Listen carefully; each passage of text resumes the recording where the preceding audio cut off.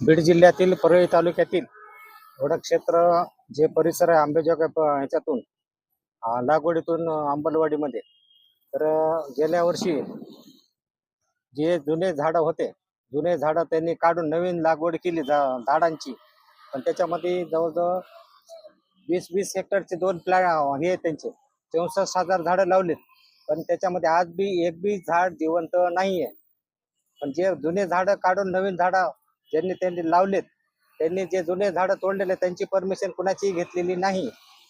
आणि जे मजुरांनी काम करायचे ते झाडं म्हणजे नवीन जुने झाडं काढले त्यांनी काढले दुसरे जे नवीन लावले तर त्याच्यामध्ये ज्यांनी झाडं खड्डे खोदून लावायला पाहिजे होते. पण त्यांनी तसं न करता अधिकाऱ्यांनी जेसीपीने अशा हे करून घेतलं खोऱ्याने आणि ते झाडं लावलेत. काही ठिकाणी लावलेत, काही ठिकाणी नाहीत. आज बी त्या परिसरात गेल्यानंतर तुम्हाला बऱ्याच ठिकाणी झाडं लावलेले दिसत नाहीत. जे लावले तर ते आलेले नाहीत. म्हणजे 64,000 झाडं लावलेत, त्यापैकी झाडं एक पण आलेलं नाही. किती एकर मध्ये त्यांचे 40 हेक्टर 20-20 हेक्टरचा दोन प्लांट आहेत. दोन म्हणजे 40 हेक्टरचा पूर्ण प्लांट आहे. त्याच्यामध्ये त्यांनी लावले 64,000 झाडं. अंबलवाडी शिवार परळी क्षेत्रातील वनक्षेत्र अधिकारी त्यांनी जे लावले झाडं पण ते कागदोपत्री जे मजूर आहेत लावलेले, जे संबंधित अधिकारी आहेत त्यांच्या मार्फत त्यांनी त्यांच्या पाहुणे रावळ्यांच्या नावे पैसे ट्रान्सफर केलेत. जे मजूर दाखवले ते बाहेरच्या ह्याच्यातले दाखवलेत. आपल्या परिसरातला एक बी मजूर नाहीये. बाहेर जिल्ह्यातले, बाहेर राज्यातले आहेत. त्या अनुषंगाने आम्ही त्यांना कामाची जे किती लाखाचं किती कोटीचं काम आहे मागणी केली. 3 मार्च पासून मी आणि बाबासाहेब दोघेही मागणी करत आहोत.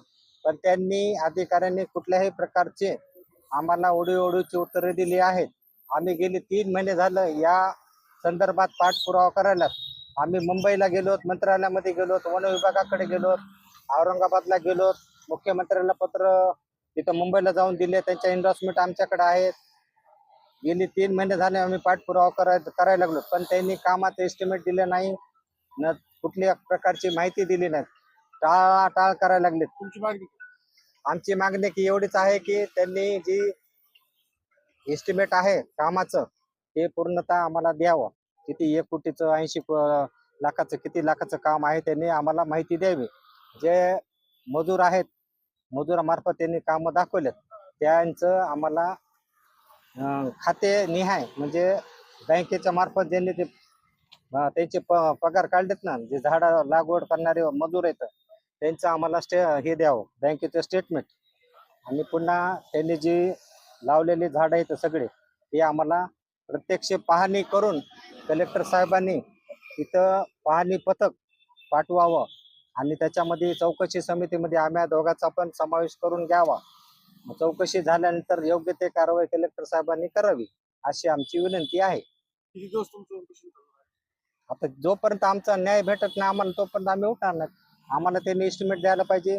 मजुराचं जे पेमेंट काढलंय त्यांचं ते द्यायला पाहिजे. आणि त्यांनी जे कामं केलेत बोगस मग ते सगळं आल्याशिवाय आम्ही उठणार नाही अशी आमची मागणी आहे.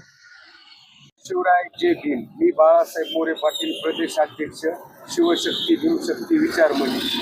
वास्तविक पाहता गेल्या 10 वर्षात वन विभागाने जिल्हाभरामध्ये कोट्यावधी झाडांची लागवड केल्याचं कागदपत्र दाखवलेलं आहे. मात्र प्रत्यक्षात या ठिकाणी अनेक 1-2-3% झाडं सुद्धा त्या ठिकाणी जिवंत नाहीत. ही दुर्दैवी गोष्ट आहे. आणि आंबिलवाडी परळी तालुका जिल्हा बीड येथील हे सुजाण नागरिक पत्रकार बांधव आणि एकंदरीत मला यांचा अभिमान वाटतो की या ठिकाणी ते परळीहून येऊन उपोषणाला बसले आहेत.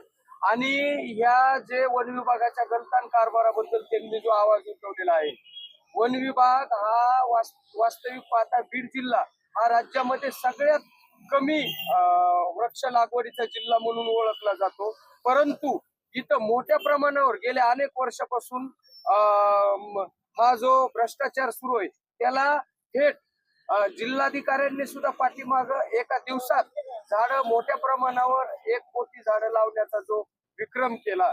तर त्या विक्रमाच्याच पावलावर पाऊल ठेवून हा वन विभागाचा जो चक्रमपणा चालू आहे त्याला कुठंतरी अशा जाणकार लोकांच्या माध्यमातून चाप बसण्याचा हे प्रयत्न करत आहे. माझा या उपोषणाला आणि या नेक कामाला जाहीर पाठिंबा आहे. जर शासनाने याची दखल नाही घेतली तर परवा आम्ही जिल्हाधिकारी कार्यालयासमोर त्यांना पाठिंबा व्यक्त करण्यासाठी जागृत नागरिक आणि सर्व पक्ष संघटना विविध क्षेत्रातील सामाजिक कार्यकर्त्यांच्या मार्फत या ठिकाणी रास्ता रोको आंदोलन करून त्यांना पाठिंबा या ठिकाणी देऊ हे या ठिकाणी सांगतो. जय हिंद, जय महाराष्ट्र.